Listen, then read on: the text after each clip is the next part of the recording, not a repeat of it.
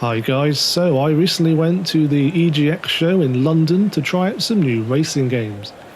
If you've never been to EGX before, it's essentially the UK's equivalent to E3, but without the embarrassing press conferences, giving players a chance to play the latest games ahead of release. In reality though, you spend most of your time waiting around in queues for hours on end and losing the will to live, only to get a go on the game you've been waiting to play for about 5 minutes. Surprisingly, there are no AAA racing games on display this year, so if you were hoping to play Need for Speed Heat ahead of its release, you would have been disappointed.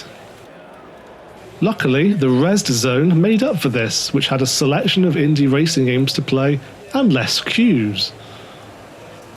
One of the standouts was Inertial Drift.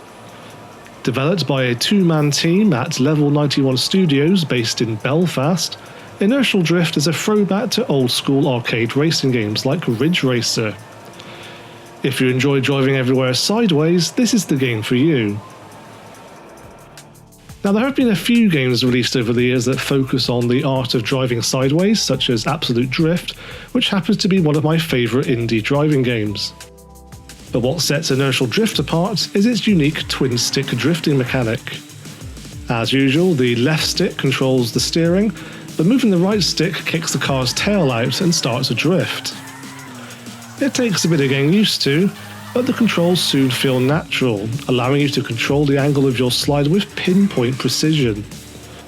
Think of it as the driving game equivalent to Skate's controls. It's a lot of fun, and I imagine it gets addictive trying to beat high scores.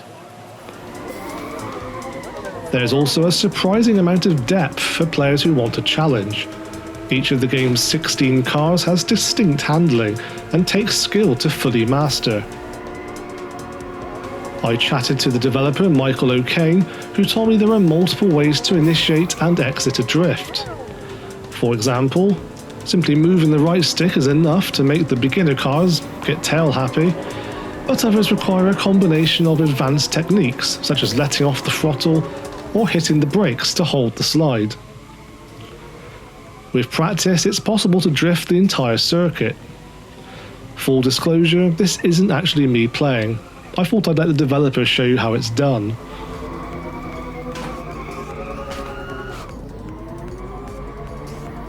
I also loved the game's stylized visuals.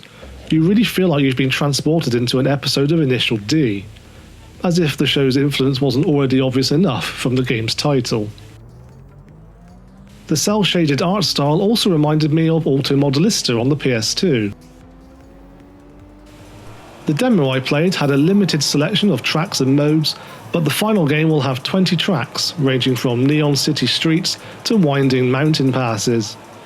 Game modes will range from traditional time attacks to one-on-one drift battles and checkpoint races, as well as a style mode that challenges you to drift as close to the walls as possible. Competitive online multiplayer hasn't been confirmed yet, but there will be leaderboards and online ghost cars to race against, as well as local split-screen multiplayer, which not enough modern games include anymore.